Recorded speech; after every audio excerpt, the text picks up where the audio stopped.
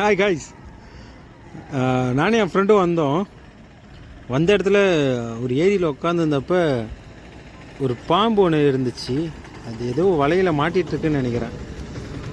என் friend பிடிச்சிட்டு வரேன்டா அப்படின்னு சொல்லிட்டு போனான். பாருங்கள், தெரியுதுங்களா?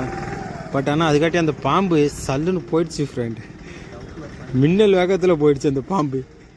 எங்கன்னு தெரியல. அது சாதா பாம்பு தான், தண்ணி பாம்பு தான் அது. சரிங்களா? என் ஃப்ரெண்டு அதை பிடிக்க போகிறேன்னு சொல்லிட்டு ரொம்ப இது பண்ணிகிட்ருக்கான்.